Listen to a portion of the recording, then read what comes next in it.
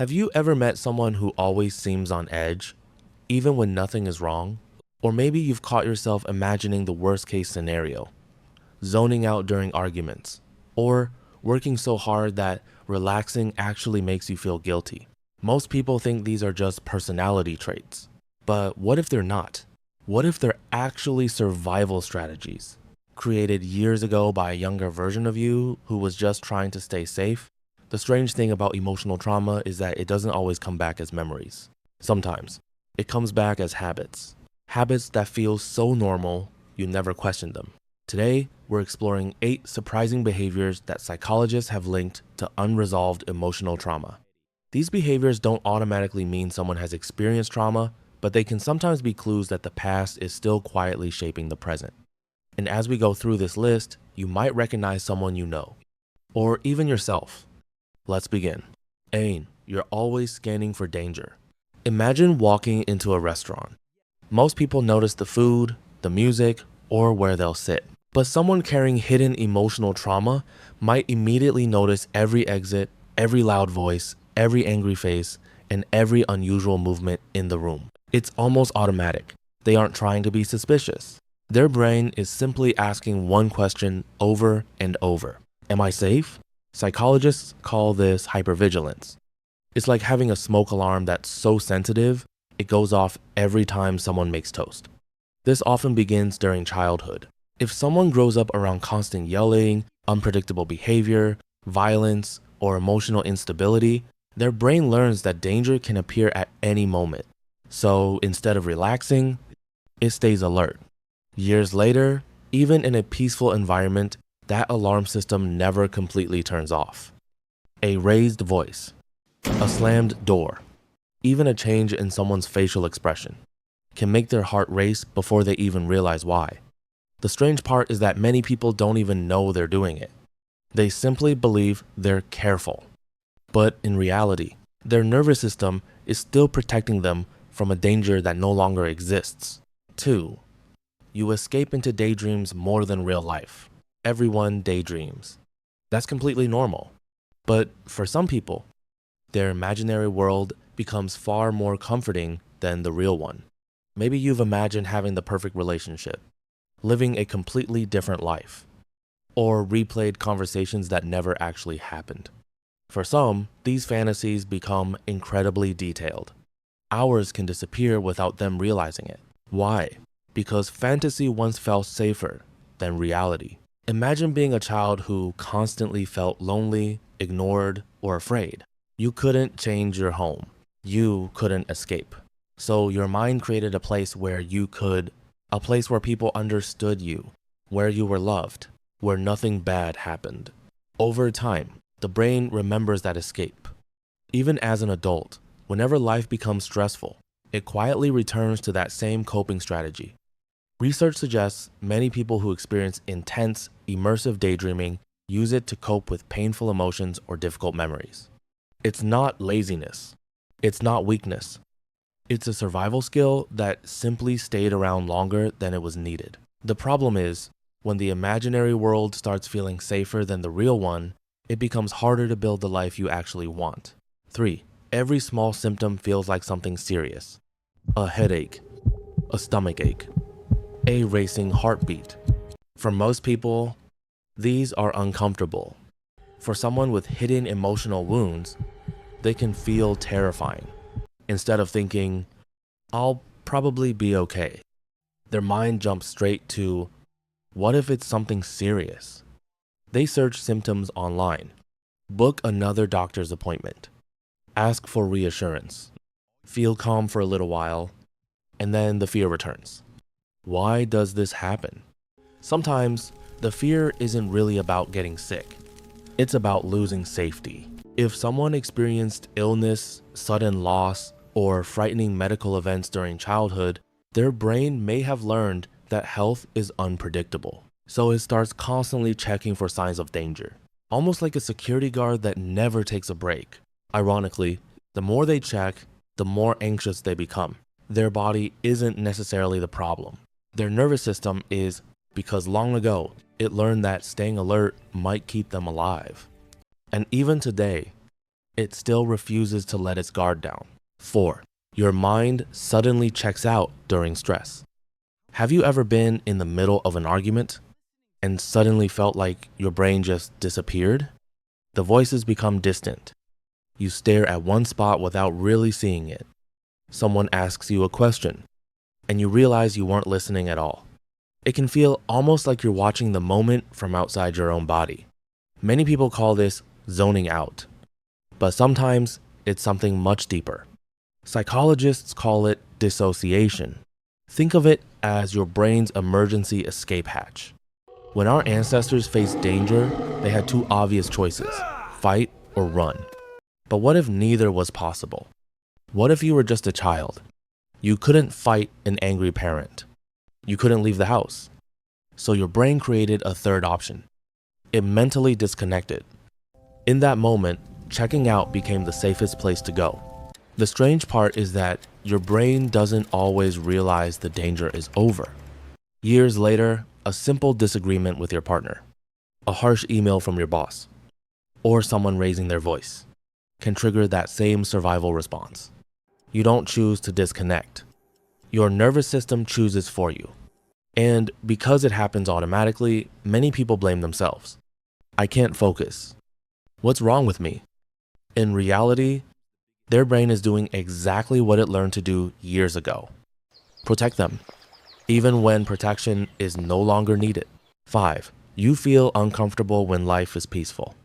This one surprises a lot of people. Imagine someone who finally gets everything they wanted: a healthy relationship, a stable job, a peaceful home, no constant drama, no chaos. You'd expect them to feel happy. Instead, they feel restless, almost uncomfortable. They start overthinking, picking small arguments, making impulsive decisions. Sometimes they even walk away from something good without fully understanding why. Why would anyone sabotage peace? Because for some people, peace feels unfamiliar, and the human brain often mistakes what is familiar for what is safe. If you grew up in a home filled with yelling, constant tension, unpredictable moods, or emotional instability, your nervous system adapted to that environment. Chaos became normal. Your body learned to stay flooded with stress hormones. Then, one day, life becomes calm. But instead of feeling relaxed, your brain whispers, something's wrong. Not because danger is actually there, but because your body has spent years expecting it. Some psychologists describe this as becoming attached to chaos, not because people enjoy suffering, but because their nervous system has become used to functioning in survival mode. That's why some people unconsciously create conflict, stay in unhealthy relationships, or constantly chase excitement. Not because they want pain, but because calm feels strangely unfamiliar. Healing often means teaching your brain that peace isn't boring. It's safe. 6. You need everything to be perfect. Have you ever felt like making one mistake would somehow ruin everything? Maybe you reread an email 5 times before sending it. Maybe you can't relax until every task is finished.